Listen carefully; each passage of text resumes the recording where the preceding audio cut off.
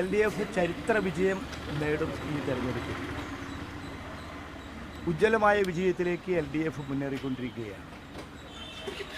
ഈ ഉപതെരഞ്ഞെടുപ്പ് വിജയം പാലക്കാട്ട് വലിയ മാറ്റങ്ങളാണ് ഉണ്ടാക്കുന്നത്. പാലക്കാട്ട് മാറ്റങ്ങൾ ഉണ്ടാക്കുമെന്ന് മാത്രമല്ല, കേരള രാഷ്ട്രീയത്തിലും വലിയ മാറ്റങ്ങൾക്കാണ് ഈ ഉപതെരഞ്ഞെടുപ്പ് ഫലം ഉണ്ടാക്കാൻ പോകുന്ന മാറ്റം. കേരളത്തിൻ്റെ രാഷ്ട്രീയ ചരിത്രത്തിൽ രാഷ്ട്രീയത്തിൻ്റെ ഗതിവിഗതികൾ നിശ്ചയിക്കുന്നതിൽ ഏറ്റവും പ്രധാനപ്പെട്ടത് പലപ്പോഴും ഉപതെരഞ്ഞെടുപ്പ് ഫലങ്ങളായി. ഈ ഉപതെരഞ്ഞെടുപ്പ് ഫലം കേരളത്തിൻ്റെ രാഷ്ട്രീയ ഗതിയെ മാറ്റിമറിക്കും. മൂന്നാം തവണയും ഇടതുപക്ഷ ജനാധിപത്യ മുന്നണി അധികാരത്തിൽ വരും എന്നതിൻ്റെ ഉറപ്പ് ഈ ഉപതെരഞ്ഞെടുപ്പോടുകൂടി കേരളത്തിൽ വലിയ മുന്നേറ്റം ഈ ഉപതെരഞ്ഞെടുപ്പോടുകൂടി ഉണ്ടാവുകയാണ്. കേരളത്തിലാകെ പാലക്കാട്ടാകെ രാഷ്ട്രീയമായിട്ടുള്ള മാറ്റം ഉണ്ടാവുകയാണ്. അതിൻ്റെ സൂചനകളാണ് കഴിഞ്ഞ കുറേ ദിവസങ്ങളായി നിങ്ങൾക്കും അനുഭവപ്പെട്ടിട്ടുണ്ടായിരിക്കും.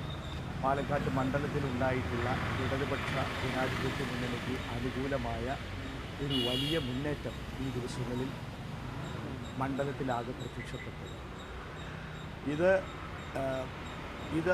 വിധി നിർണായകമായ ചരിത്ര വിജയമായി ഈ വിജയം മാറാൻ പോവുകയാണ്. പരസ്യദ്വാരമൊക്കെ എങ്ങനെ അതൊക്കെ കഴിഞ്ഞില്ല. അതൊക്കെ ഇന്നത്തെ കാര്യം പറയാം. നിങ്ങൾ ഭൂതകാലത്തിൽ ജീവിക്കരുത്, വർത്തമാനകാലത്തിൽ ജീവിക്കരുത്. ഭൂതകാലം വർത്തമാനകാലത്തിൽ സ്വാധീനിക്കില്ല. നിങ്ങൾ ഇന്ന് ജീവിക്കും.